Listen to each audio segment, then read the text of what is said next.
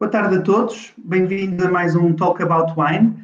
Hoje com uma convidada muito especial. Aliás, todos os nossos convidados são especiais, mas mais uma vez temos alguém que não é quadro do Instituto e que nos vai ajudar a explorar um bocadinho mais sobre a região de Marcada de Douro e sobre um tema que nos parece muito curioso e muito interessante dentro do que é a história e o contacto com o território, que são os Marcos Pombalinos. Natália Fovrel, do Museu do Douro, bem-vinda. Há aqui esta curiosidade, obviamente que existem muitos marcos que delimitavam propriedades e mesmo por outras regiões do mundo, mas os nossos têm um lado muito especial, não é? Porquê que os marcos aparecem? Ora bem, boa tarde a todos.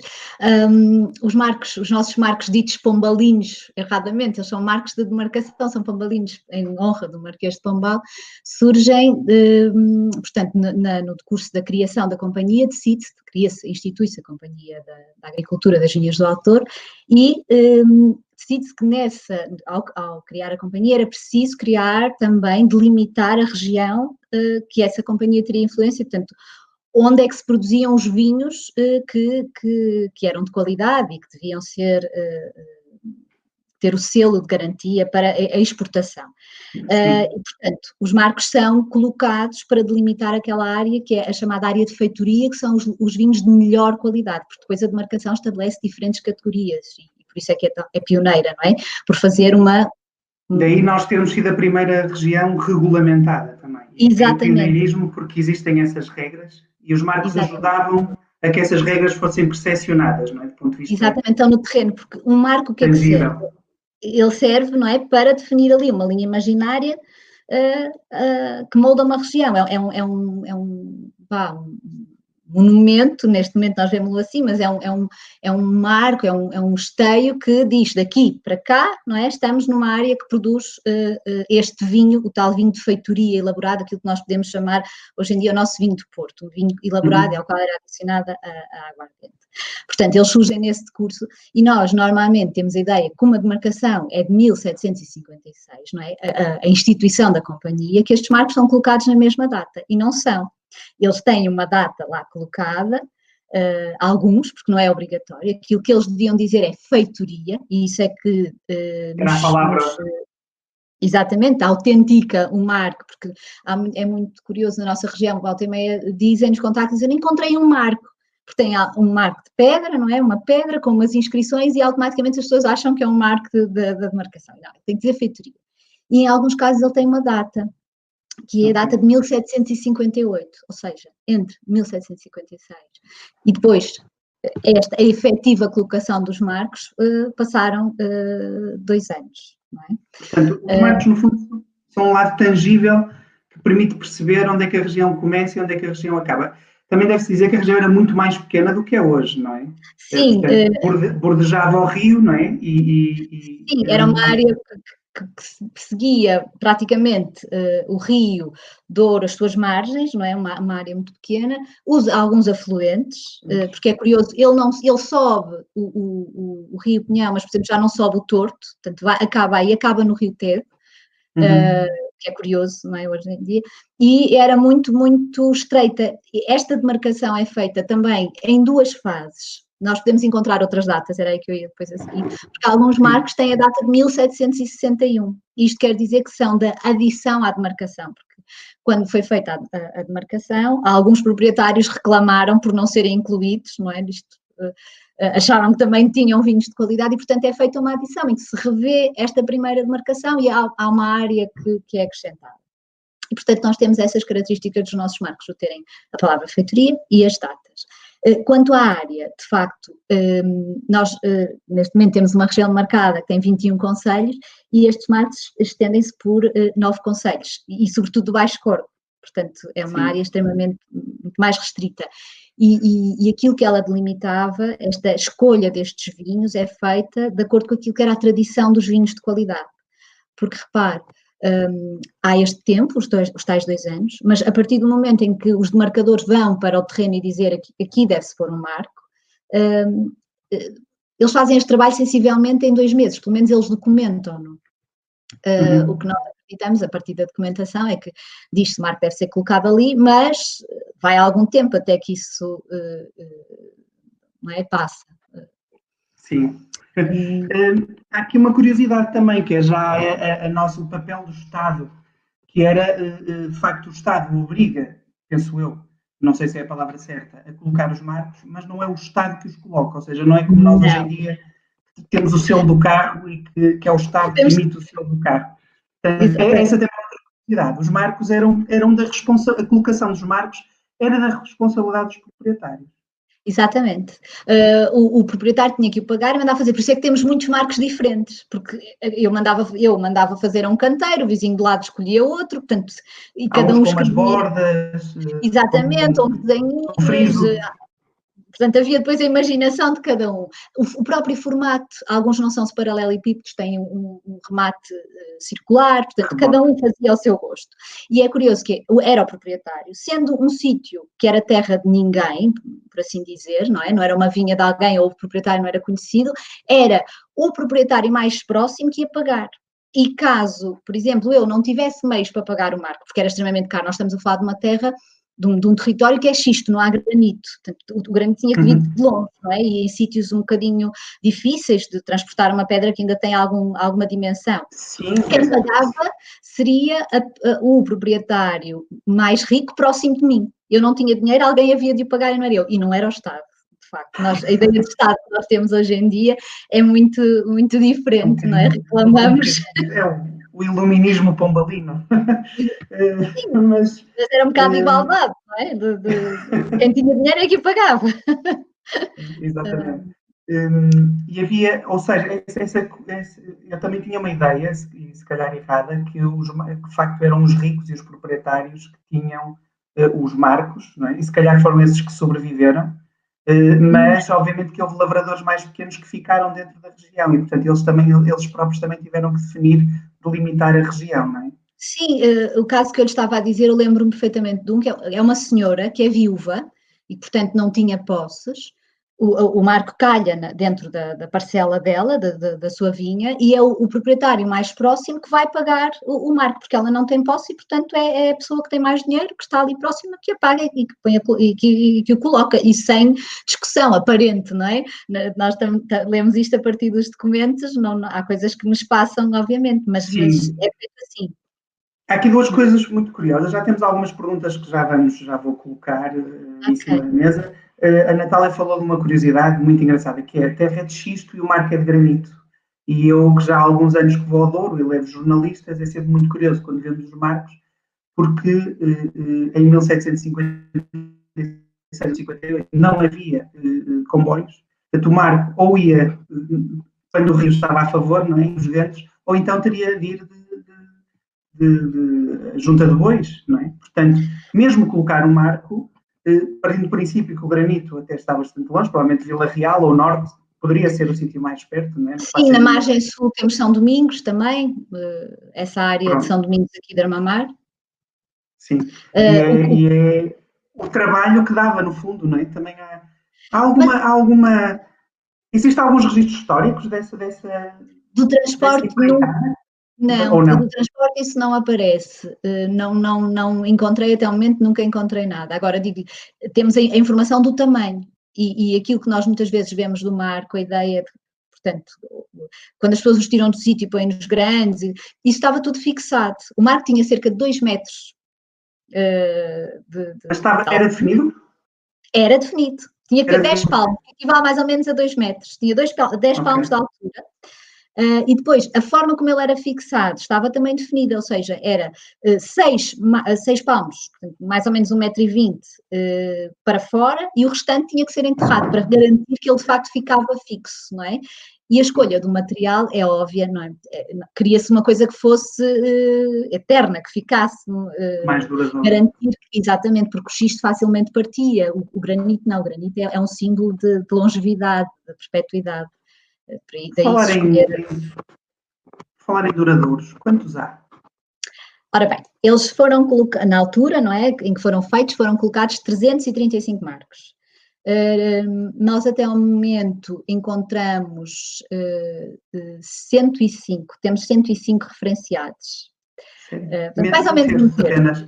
Exatamente, mesmo o Eugênio Moreira da Fonseca, quando fez o seu estudo nos anos 40 e que levou à classificação dos marcos, encontrou 97, são os que estão classificados. Nós, depois disso, quando fizemos o estudo, na altura em que se comemorou os 250 anos da região, quando se fez o estudo no Museu Touro, encontramos primeiro 103 e, entretanto, já apareceram mais uns quantos, temos 105, e eu acredito que ainda vão aparecer mais uns quantos.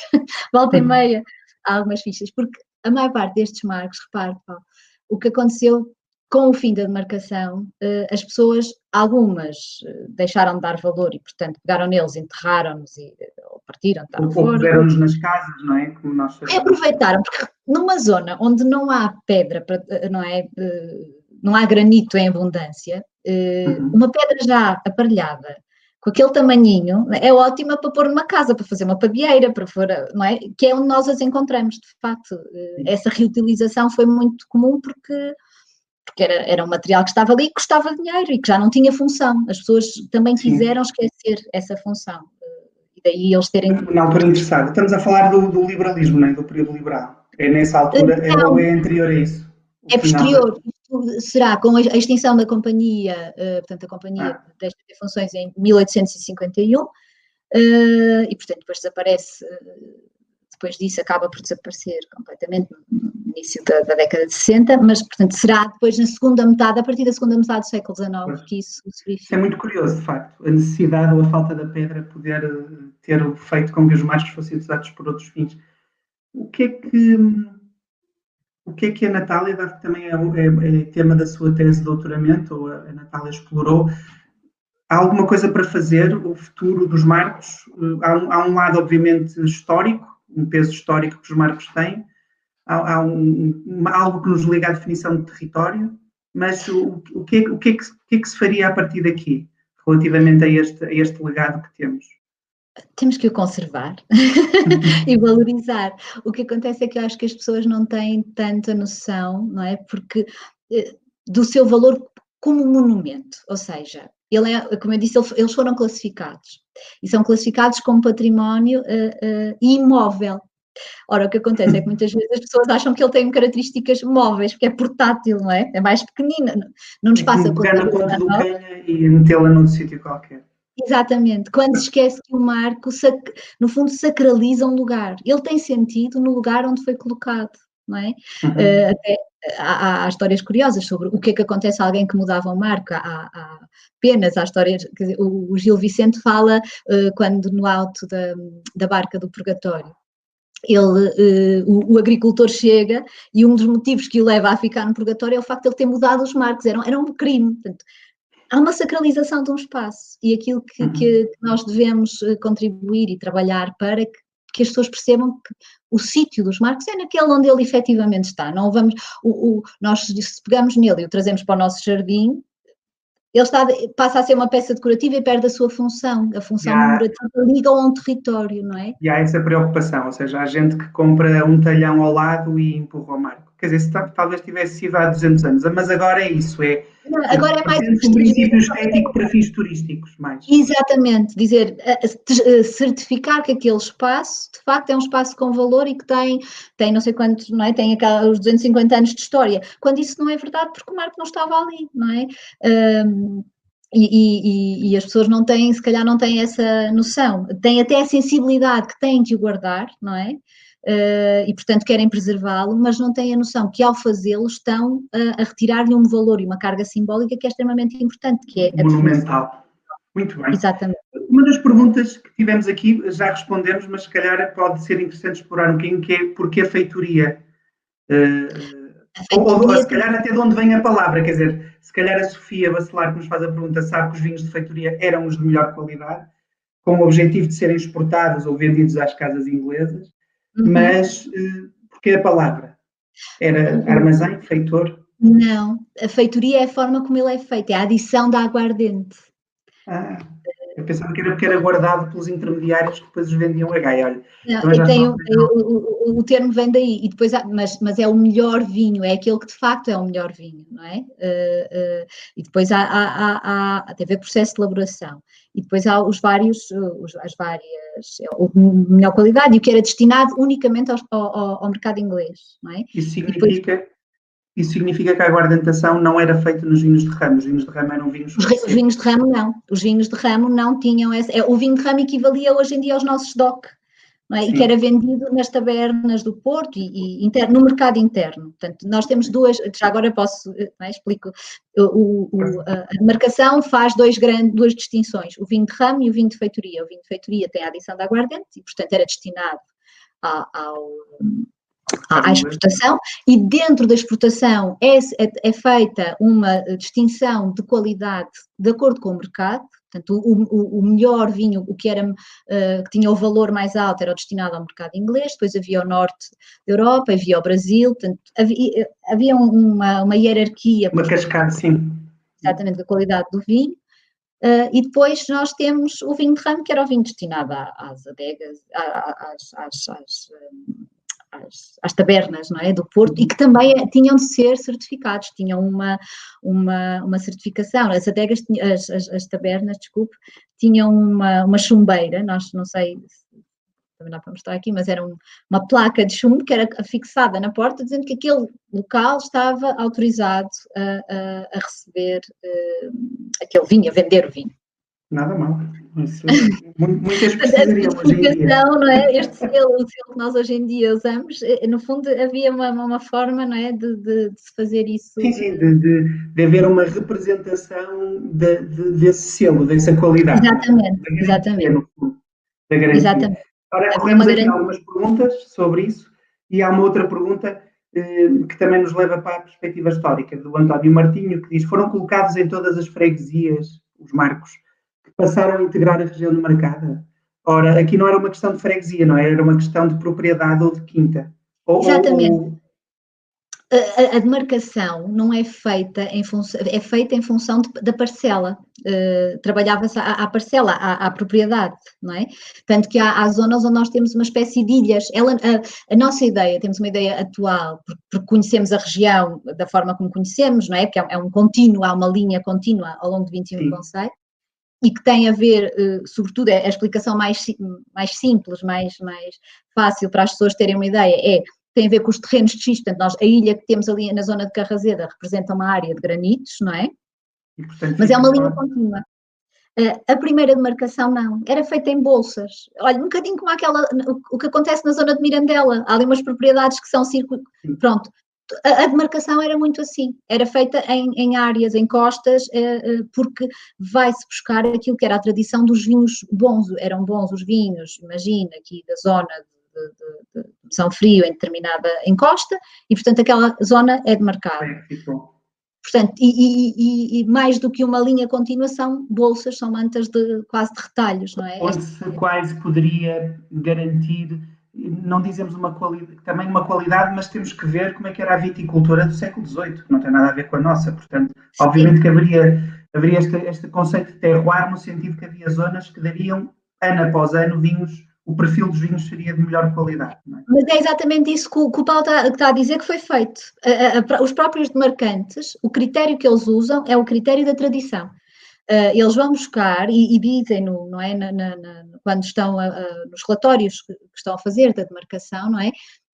Sucessivamente dizem, portanto, esta zona é conhecida por ter vinhos bons. Portanto, é esse critério da tradição que assenta sobre o qual assenta a demarcação.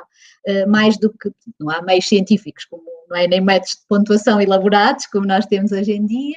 Não é um critério territorial pré-existente, é sim esse critério.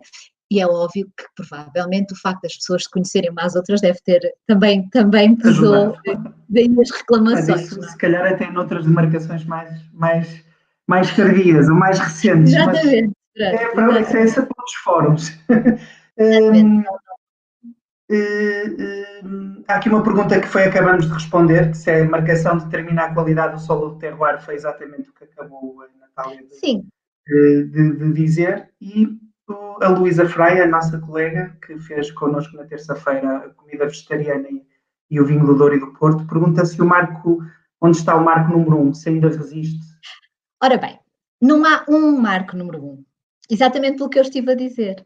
Porque como os demarcantes, havia várias, portanto, o grupo de demarcadores acaba por se dividir, como disse, eles fazem este trabalho mais ou menos em dois meses. Eles dividem-se entre o lado norte, a margem norte e a margem sul, e, portanto, começam a demarcação do local onde eles começam a marcar 1, 2, 3, tararara, de acordo com a encosta onde estão, ou a margem onde estão. Ok.